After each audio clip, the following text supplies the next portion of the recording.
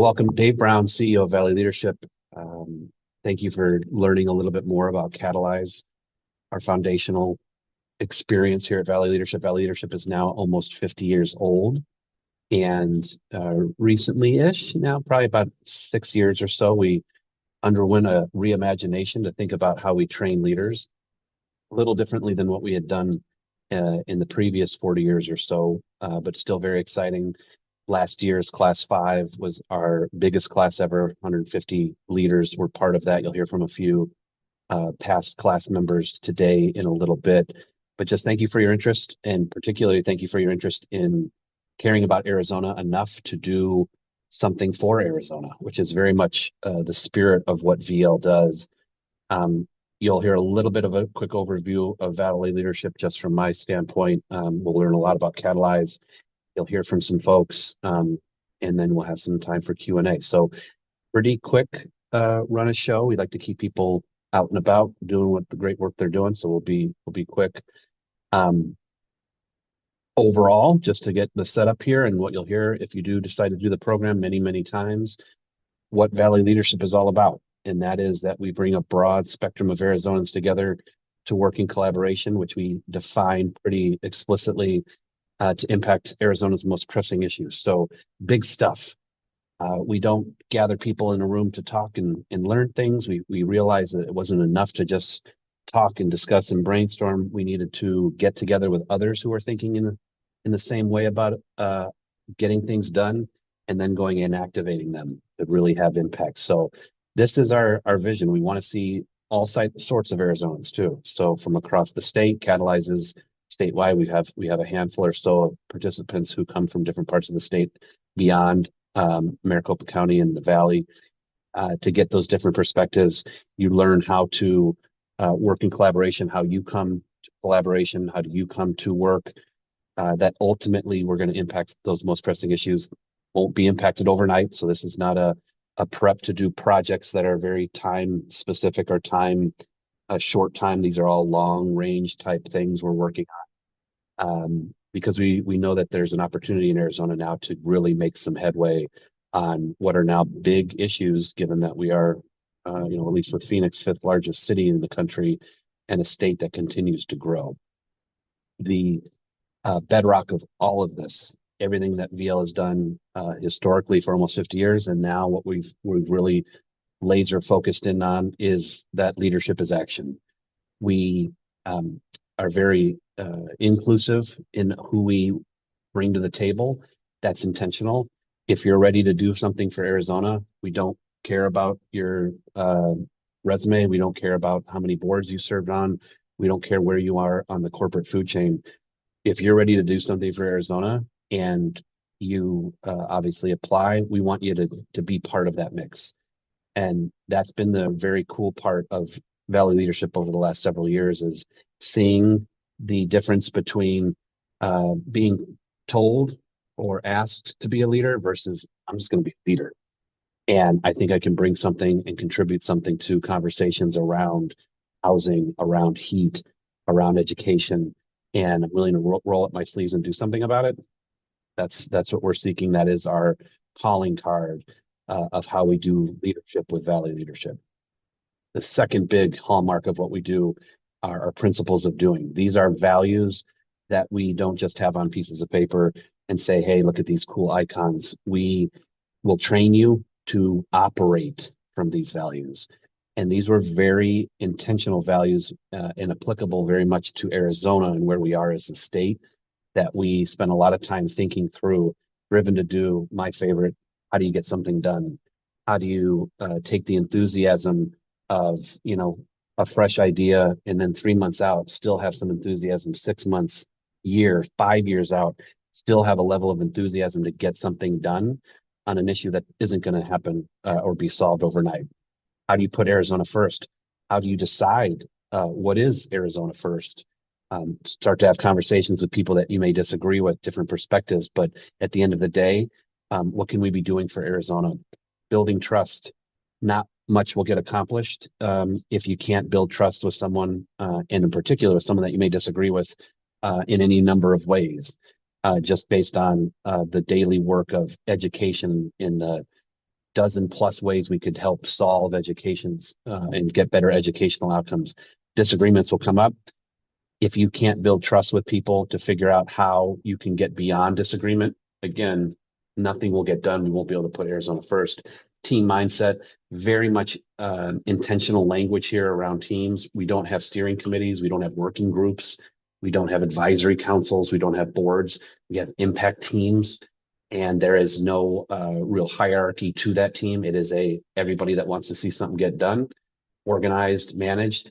But at the end of the day, it is a team and very purposeful about how we operate as a team.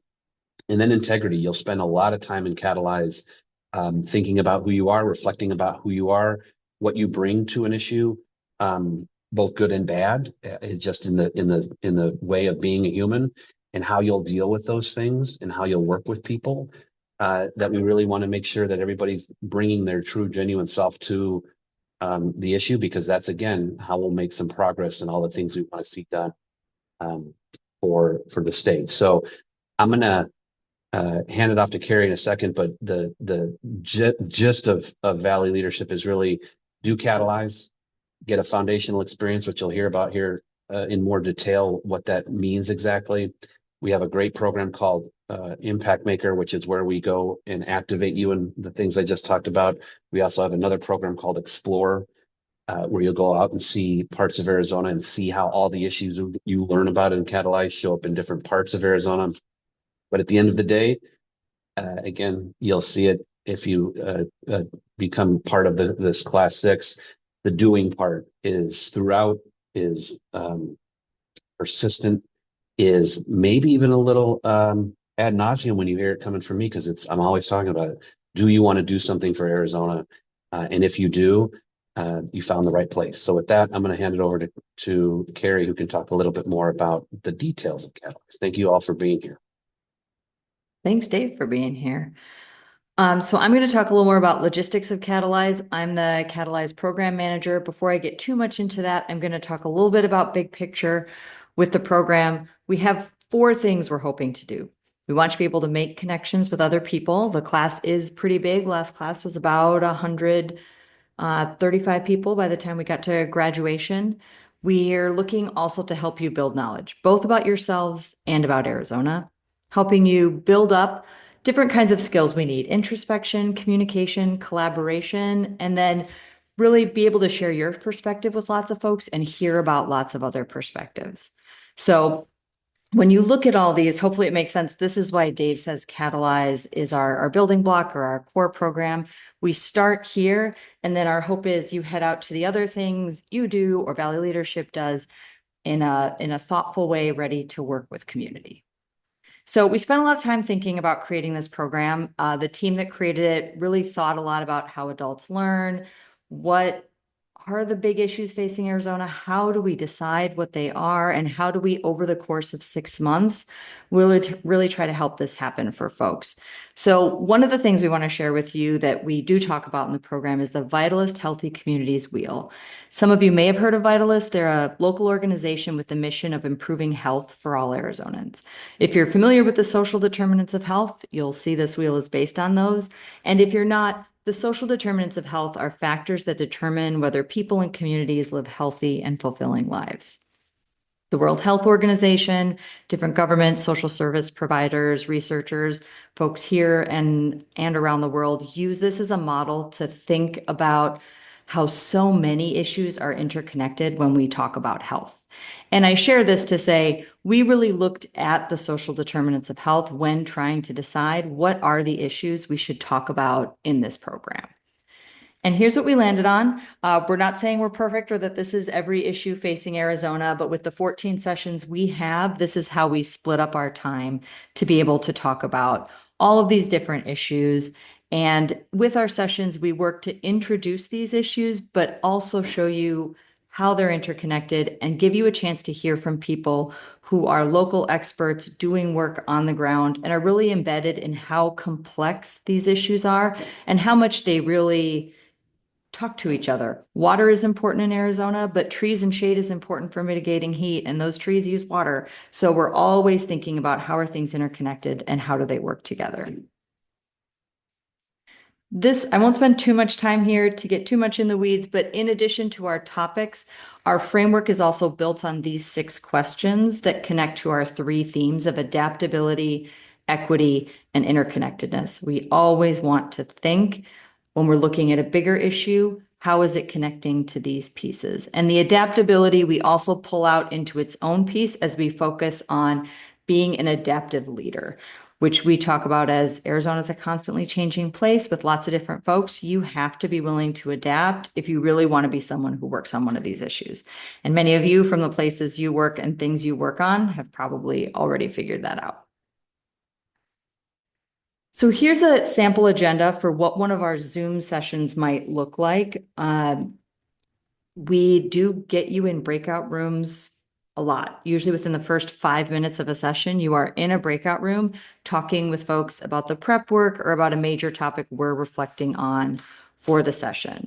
When we get into our topics, you will dig into hearing from someone. Might be one big guest speaker, might be up to 5 guest speakers. As you can see for our education session last year, we had both a keynote speaker who spoke briefly on the state of education, but then also led a panel where we got to hear from urban and rural school leaders about what's going on in education.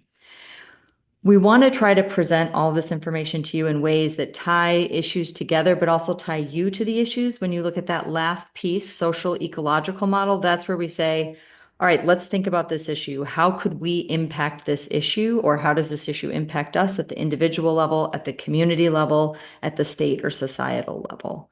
And then we just keep talking about it and thinking about how we can get to a place where we've wrapped our head around an issue enough that we're ready to take action. All right. Here are some of the guest speakers that we've had over the last couple classes. We are always reaching out to different folks based on what issues are most pressing for Arizona at the time, but they bring incredible insights and they always take time to take questions from the class. So you get a chance, if you are brave and willing to come off mute and ask a question, to ask your questions of these folks and hear what they think about the piece of that issue that is most important to you personally. All right, some logistics now. You saw in that original picture, but there's 14 sessions. We start at the end of August and we run through basically the end of February when we have graduation. Sessions are 3 hours. For the most part, they're every other week on Zoom. We'll see when we see the actual calendar. There's a few places we deviate from that. And prep work for the next session, we always try to keep prep work to be about an hour, but there are sometimes we have bigger things and it may be up to an hour and a half. And what we're aiming to do there is either help you build context for what we're going to hear from a guest speaker or reflective work we're going to do thinking about our leadership style. Or sometimes we dig into a topic we know we're not going to have time for in the live session. So for example, last year we talked about heat and water in our environmental sustainability session. So in prep, we made sure to take time to dig into air quality because we didn't specifically talk about that in the session. So we just try to use that prep work in different ways to help us better understand the issues and meet our goals.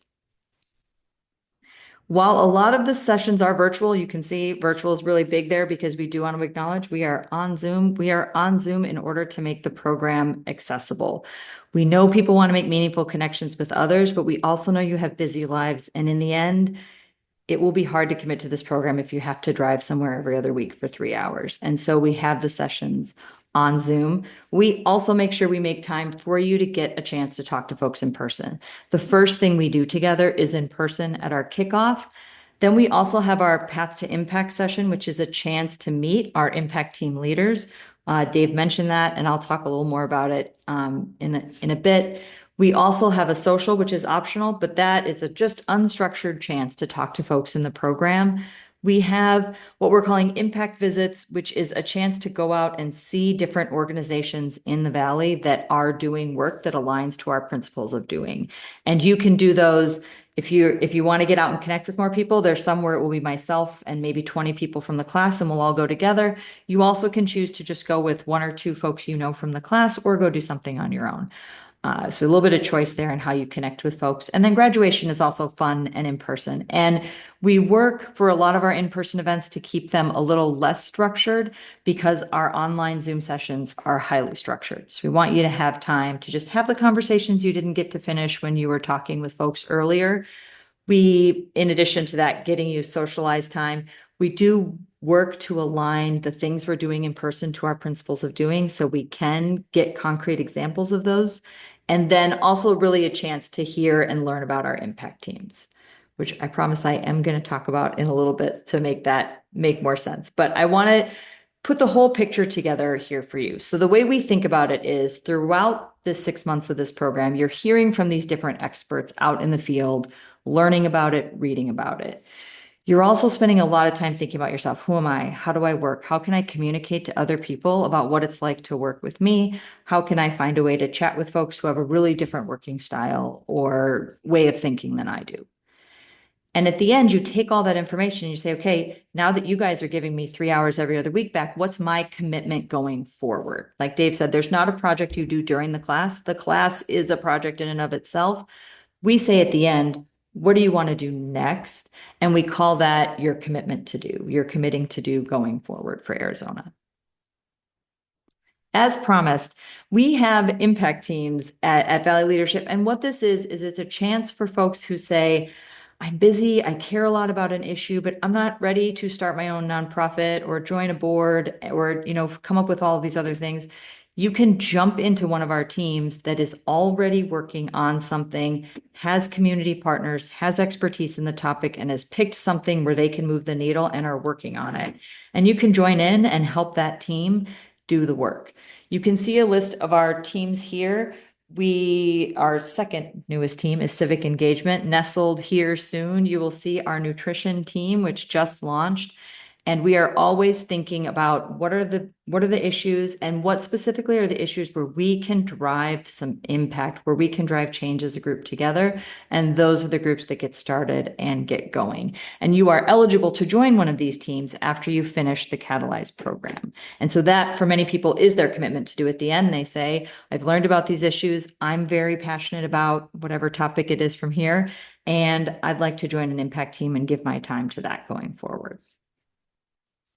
There are other benefits to the program. At the end, you are also eligible for our Explore program, getting out to see places in Arizona. And this one, for those of you who really love the in-person work, and some of you are probably here because you're interested in Explore, and so you have to do Catalyze first.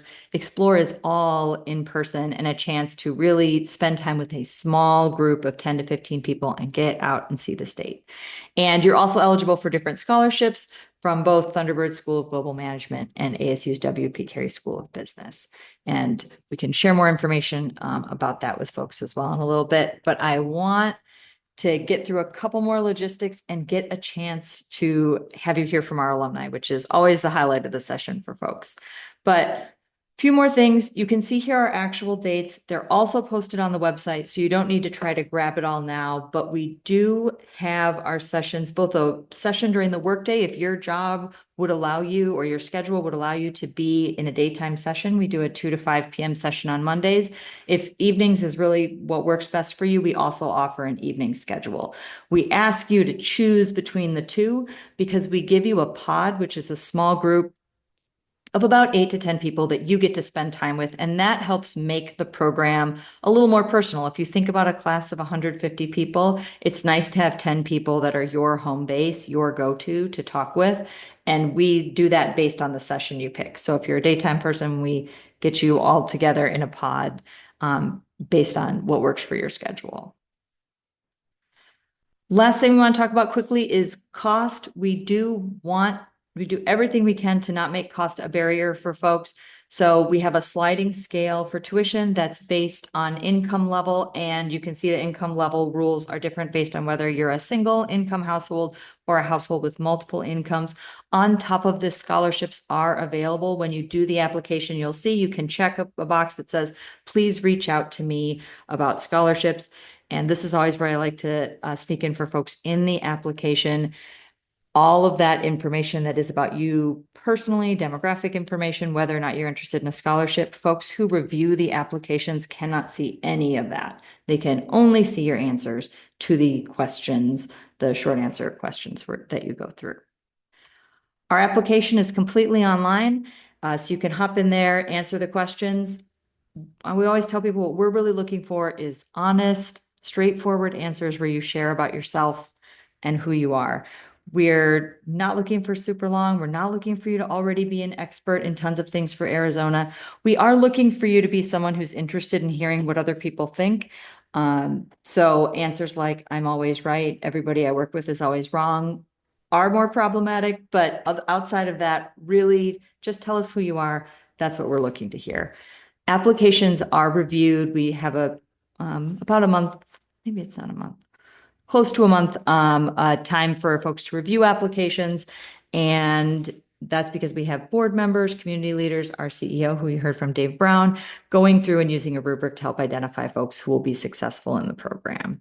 So applications close on May 22nd, and then we'll send out an email notification on Monday, June 15th to let everybody know if you've made it into the program or not. So you can get to the application from our website, and I'll have my email up at the end, but you're also going to get an email from me after this with the recording and letting you know some things. You can email right back to me with any questions you have while you're doing the application, after you submit it, and anything in between, I'm happy to answer. I am going to take questions at the end, but I have some alumni who were very willing to jump in and chat with you guys. So I want to get to them so I can also set them back to the rest of their day. But it is such a highlight to get to hear from folks who've actually done the program. I can talk about it and what we're trying to do all day, but they actually did it and can let you know what they think. So I'm going to do a quick intro and then hand it over to Debbie. She's our first alumni speaker, has spent her whole career turning connection into impact. She's a community builder. You'll hear a storyteller, nonprofit leader, roots deep in Arizona, has been recognized as a top Arizona nonprofit leader, founded All About Girls Incorporated to empower young women. She's worked on the social television network team, but right now is the Chief Growth and External Affairs Officer for Piping Rock Collective. And through all of this, what I can say about her is she's centered on the community she works with and really wants to be sure that whatever happens, the communities she's working with win. She shows up with heart, strategy, and lots of energy. So I will hand things over to Debbie Accomazzo to talk to us a little bit about her Catalyze experience. Well, thank you, Carrie. That was almost an embarrassing introduction. I appreciate it. And the not fear, the opportunity in front of me is to impress my Pod 3 Class 4 colleague, Dr. Emerald Huggins. So I consider him one of the many parting gifts from my time in Catalyze Class 4. And it's been, wow, almost 2 years. So I'm really excited to be here and have an opportunity to talk to these amazing leaders who are interested in exploring more about what Valley Leadership and Catalyze have to offer. So born and raised in Jackson, Mississippi. I have been an Arizona resident for 40 years, and 26 of those have been spent working in community. And when I say community, what I mean is working among change makers. It really doesn't matter what side of the tax aisle we sit on. We don't have to be a 501c3 to bring change, to make impact. And that's really the gap that I stand in right now, is bringing those change makers together.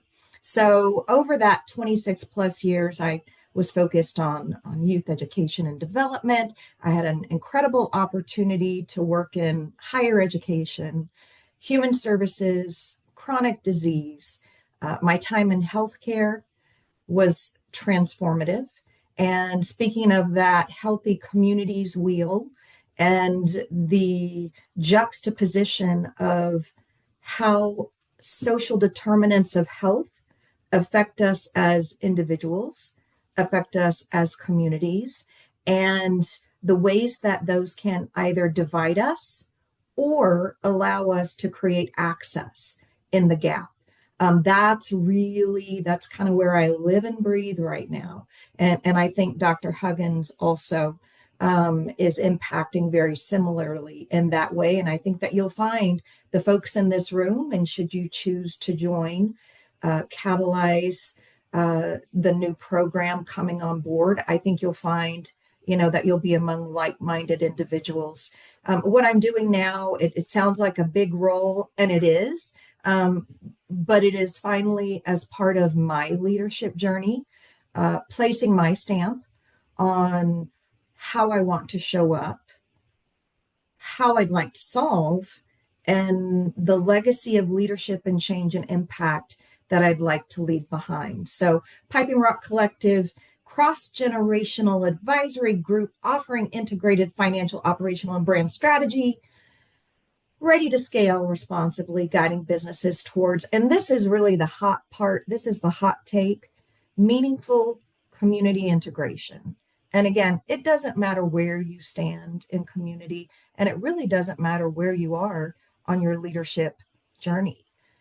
You are making meaningful community impact just by showing up today. So I would say this step in your journey is very much an inflection point, is how I look at it. And the choices you make are going to become part of your own individual legacy of leadership. You've heard doing for Arizona. And I think a question to ask yourself is, do you want to do? Are you ready to do? And by the way, if you haven't already picked up on it, he's not here, but Carrie, I know you'll tell him I continue to be a fan of Dave Brown. He's incredibly quotable. I used to call him tweetable, but truly, there's a wealth of information. And sometimes, and I would say in this context, is where that information is most available, because I think we have a lot of thoughts that run in our head and a lot of experiences we draw from. But sometimes when we place ourselves in a cohort of our peers, those thoughts are sometimes stated by someone else and they become poetry in motion. And so I really think that that is part of this incredible opportunity. No matter where you are in your career journey, you've already shown up as a leader. And one of the exercises that was really helpful to me was to determine in your own personal journey, where are you? Are you activating yourself as a leader? Are you making adjustments? Or are you refining everything that's brought you to this point? And for me, at the point in my journey where I arrived at Catalyze, it was definitely around refinement.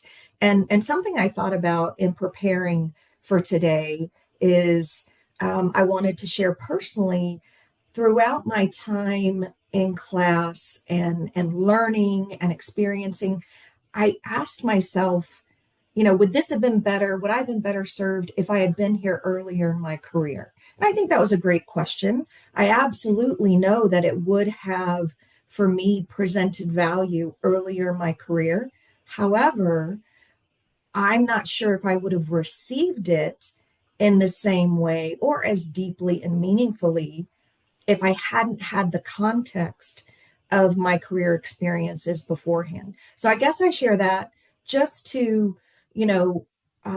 share that it really doesn't matter when you show up. The fact is you did, and you're going to take everything that brought you to this point, and it's going to become relevant based on who you are, and where you see yourself going.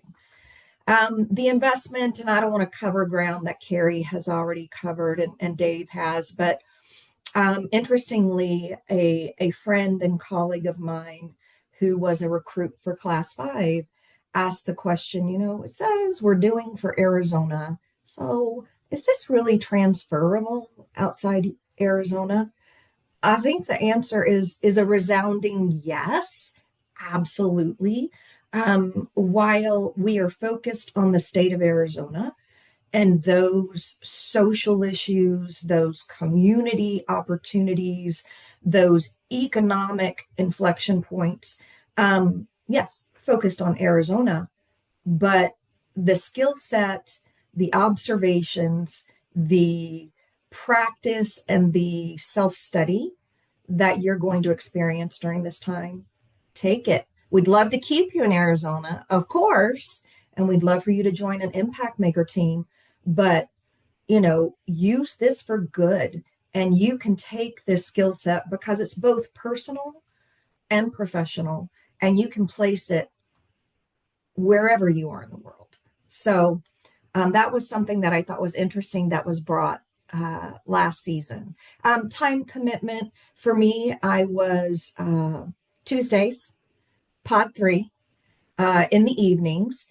And that to me was what worked out best professionally at the time.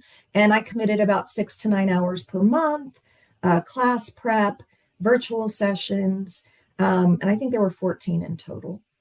Uh, we've already talked about the investment of cost, very, very competitively priced, and don't overlook that availability of scholarships for yourself. Don't let cost be a roadblock or a barrier. Resources, and this is something that throughout my career I have shared and tried to amplify myself.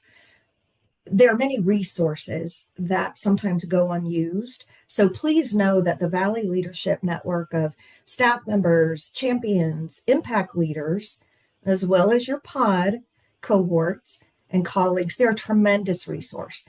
And now more than ever, truly, is a time for you to dig deeper and invest in your own circle of influence, because you will leave with a growing circle of influence.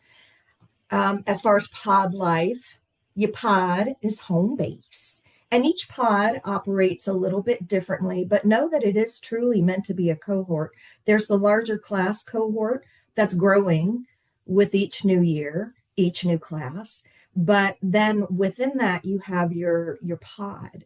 And again, broadening your circle of influence based on whatever degree of interactions the group desires. Really, it's your choice. When we went to our introductory or kickoff for Catalyze Class 4, it was really interesting. There were pods that were very politely getting to know one another and left with a level of comfort about who they were going to learn more about. And there were pods that were saying, okay, we're going to get t-shirts made. So, whether you're exchanging phone numbers, setting up a text thread, designing your t-shirts, truly, it's yours to make of it what you will. And please do make of it what you need and want. So I'll wrap this up. I don't know if we talked about yet kind of what we lead to. Certainly Impact Maker was talked about initially, but a personal commitment statement. And unless things have changed, Carrie, I believe that we will all wrap up our time at Catalyze with this reflection of who we are, where we are, and where we're going. So I thought I would share my commitment statement and also what led me into joining the Civic Engagement Impact Maker team. So, with the goal of refining my efforts dedicated to closing the gap that exists between access to knowledge, resource, and opportunity, I am committed to joining the Civic Engagement Impact Maker team to help bring Arizonans together to dialogue and build trust across lines of potential difference in ways that help them feel more informed, able, and most importantly, empowered to engage in democracy at a level that feels personally relevant. And that's where I am today. I have spent a little more than a year contributing to and benefiting from being a member of the Civic Engagement Impact Maker team. And it has been an incredible journey. It is right where I want to be, need to be, and really encourage all of you to take this opportunity of self-investment, self-reflection, and maybe, a little bit of a courageous and daring move to invest in your own future. Thank you, Debbie. Make us sound very fancy. And makes it a great point to go back to what she said about Dave Brown, our CEO.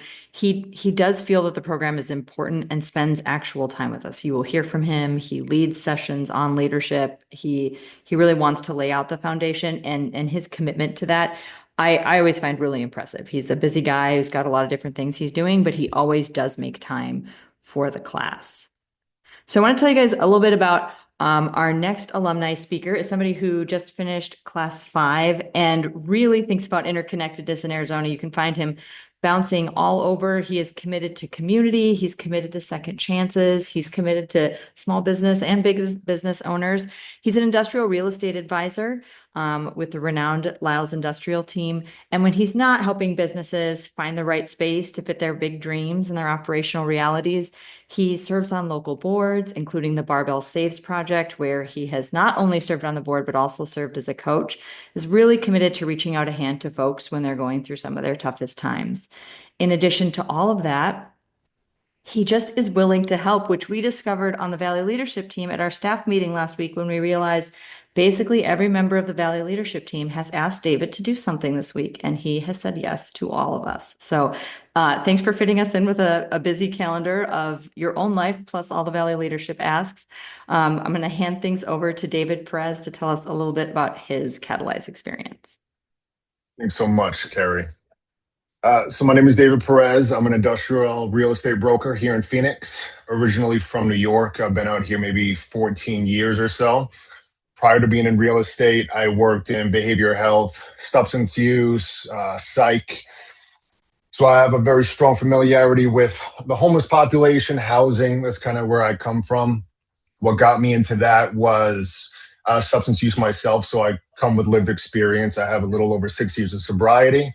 So getting in that field, working my way up to real estate, I really like to keep myself grounded. So within that, I had a few mentors. They mentioned Valley Leadership. Getting into Valley Leadership, you're gonna sit in class and you're gonna hear a little bit about everything, right? Housing, substance use, homelessness, education.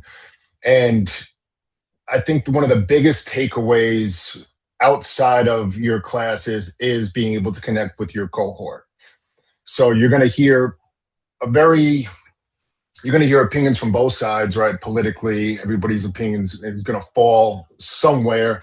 And the best part about it for me is I've been in the realm where I said, yeah, this is just kind of how I see things. And I disagree with that. Now jumping into here, and I may hear something I do disagree with. Now I have 8 or 9 people that are open and willing to have the conversation with me, right? So it's all very polite, respectful. And I think I've learned more and gain more from having the conversations with my cohort in the groups, privately, over coffee, in our group text messages.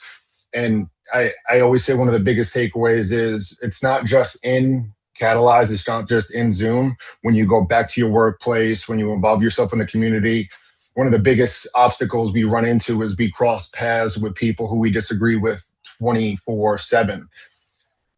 Taking a step back, everybody wants the same thing, right? I don't think anybody could collectively say we want Arizona to be a worse place. I've never heard that, right? Everybody wants it to be better.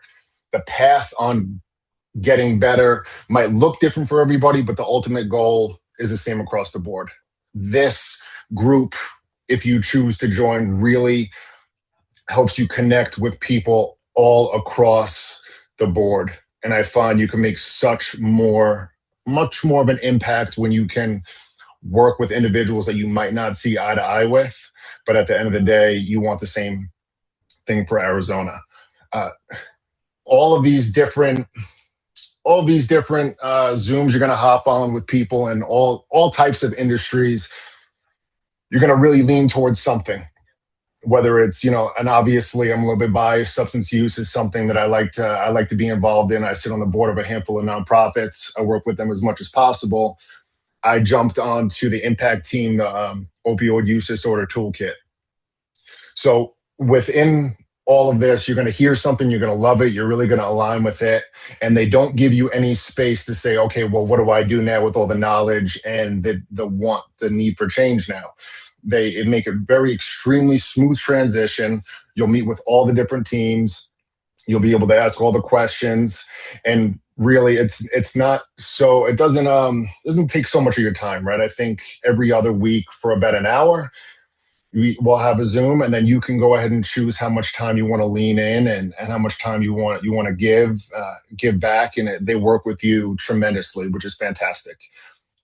All the speakers in all of your classes, they're very, very open to communicate. I've had coffee with multiple people that have I've spoken with them on LinkedIn, had phone calls. Any questions that they might have not answered within those sessions, they're like extremely willing to meet you somewhere, have a coffee, and dive into however specific you guys want to get into, right? So I always say you're going to learn so much, but how you can really, don't do yourself a disservice, and don't not speak your mind with your team, with others.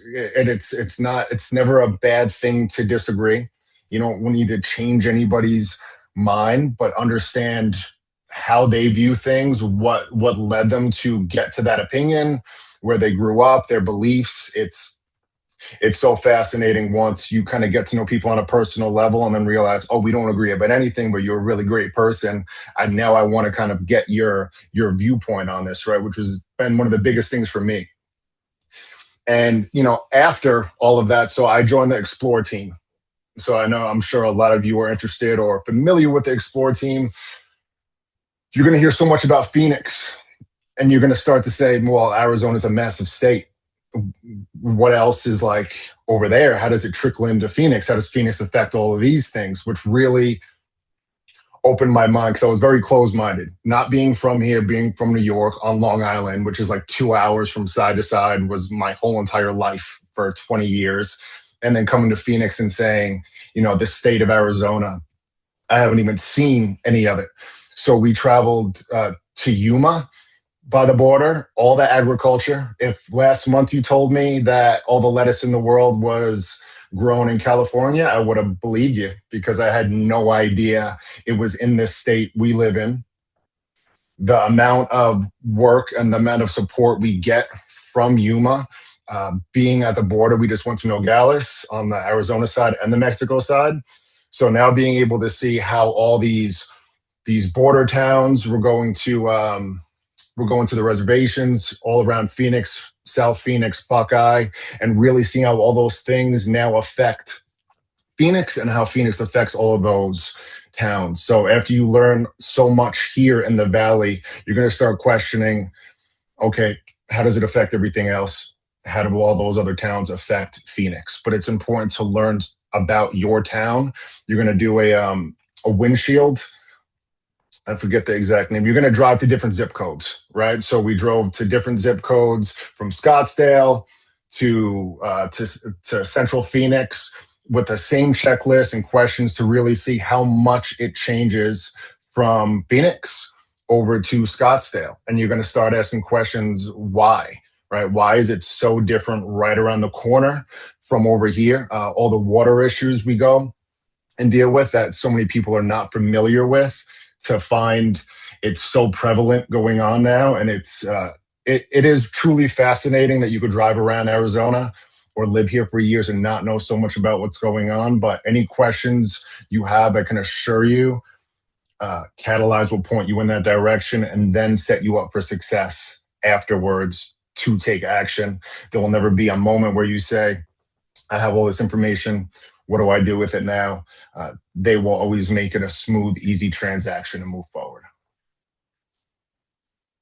Thank you so much, David, for sharing that. And you're right. Yeah. It's just called a windshield tour. So you had it. And Yeah. and David makes a great point that how much you put into the program does impact what you get out of it. There is a bare minimum version of this program where you skim through the stuff we give you for prep work, you half watch the session and do your email, and you're not going to love the program at the end of that. But if you're all in with your pod, if you're texting with them, if you're following up with the impact team leads and the guest speakers who you are fascinated by, you're going to love this program. And so it is also for all of you, like it is about a season of life. Do you have the time to do this the right way? If you would do this the wrong way next year, it's not worth the amount of time you would put into it. But if you think you can squeeze it into your busy life, um, and commit to learning from people and really hearing from them, then it's a time, and we're happy to welcome you. But we'll be here for class 7 and 8 if that makes more sense for you too. So, you're going to get a lot of emails from me because I'm going to try to get you all to apply. But you can always let me know if this is not the time. That is okay too. We'd rather get you here at the right time than the wrong one. Before we jump to questions, I want to give us a chance to hear from one more alumna. Our closing alumni speaker today has dedicated his whole career to transforming how we think about access to and about mental health care. He's the founder and CEO of Awareness Oasis Psychiatry and has built a practice grounded in compassionate, inclusive, affirming care, really making sure that people who spend time with him feel supported, feel seen, feel cared for, feel like they can show up as who they are. When they walk in. He also doesn't shy away from challenging work. When he's not there, you can also find him at the Arizona State Hospital. So there's not a person he's not willing to work with. Beyond the clinic, he's deeply invested in community, has worked with, volunteered for, and advised many community organizations, and has been a consistent support to anyone in his life who needs it. And as you will hear, he just is a joyous person who brings joy everywhere he goes. Please join me in welcoming our last alumni speaker, Dr. Emerald Huggins, to talk to us about his Catalyze experience. Oh, you're so, so great. Thank you so much. Can you hear me okay? The volume's good? Carrie and Debbie, thank you, thank you, thank you. Just consummate professional. They are always on top of it, always ready to go. And so I really appreciate just working with them and being with them, and also with Dave. He's such a great person to know. And so I will be quick. I won't keep you long. But for me, Catalyze started actually. I was here in Arizona for about just under 3 years before I was introduced to it. And a really good friend of mine, Mitzi Sellers. I wish she was here because you probably would love her a lot more than me. But she um, introduced me to Catalyze and said, "Hey, I think if you want to really get to know what's going on in Phoenix and who's doing it, Catalyze is the way to go." And I was like, okay, I'm sort of interested. And especially being here under 3 years, I just kind of figured what better way to actually get to know a state is to really know its problems and know its problems in detail. And that's what Catalyze sort of does for you is it helps you to see, you know, hey, everyone's talking about water scarcity here. And rather than just complaining about it and just, fear mongering and being afraid that things are going to happen, you actually get to know from the professionals who are working in that field exactly what's happening with water and with different aspects of um, Arizona. So I want to just touch on a few things. One of the for me, so I came from Pittsburgh. I was there for 13 years before I moved to Phoenix. I met my partner on an Instagram dating show, but that's another story. And so I moved here and it was, I love Phoenix. I mean, I came off the plane and I was like, yeah, this is it. Like I know that I'm supposed to be here. And and meeting people is one of my favorite things in life. Like that's probably why I'm in psychiatry is because I just love meeting people, interacting, and asking questions. And so when I came to Phoenix, just like Pittsburgh when I was there before, and I'm originally from Arkansas, just like any other place, it has its problems. And I wanted to really understand where we are in our climate. And it doesn't matter where you are on the political aspect of the things. Things are not great for a lot of people, point blank, right? So I think that's something that we can all agree on. And Catalyze does a really good job of they don't say this in their promotions, but they are very bipartisan. And I didn't know how much I would appreciate that until I was actually there in it, is because like David said, it really doesn't, you might meet some people who do not agree with you whatsoever, but we all agree that there is work that needs to be done, and how can we do that? So that's really, really great. Another really big thing about Catalyze that I love and experience is that, like many cities and places that I've seen and been before, where efforts are kind of siloed, where you might have several groups of people trying to do this one thing, this one agenda, versus Catalyze kept kind of can help you to be more cohesive about thinking about who is doing these things, and rather than starting the wheel over and trying to make something happen based off of your limited resources, you can actually just jump in on someone else's efforts and then help them. And that way we can get more achieved, more accomplished, rather than just trying to do something that a lot of other people are already doing. And then I love the pod cohesiveness. It's that. Oh, thank you, Debbie. But that is that really sold it for me. Is getting to know people, every 2 weeks, and connecting, say, hey, did you do this exercise? What did you think about this? And Carrie is a really good school counselor, almost like, where she can really kind of put you in the right pod that you need to be. And it's kind of like a circus in a way, where you go to this person, you go to this place, and you go to this place. And another thing that I appreciated is that even though there were breakout sessions, your breakout sessions, you won't be with your pod each time. You will actually meet other people from other portions of it. So it's not just you hearing from the same people over and over and over again. It's you getting a perspective from somebody else in a completely different organization, or somewhere that you didn't know, what they were doing, and how they're trying to meet the need of what's happening. And then the last couple things I'll leave you with. One is um, one really big concept that I loved about Catalyze is that I think I thought of efforts and helping people sort of on a superficial level. So just like what David sort of presented, it's kind of like um, feeding people who are unhoused.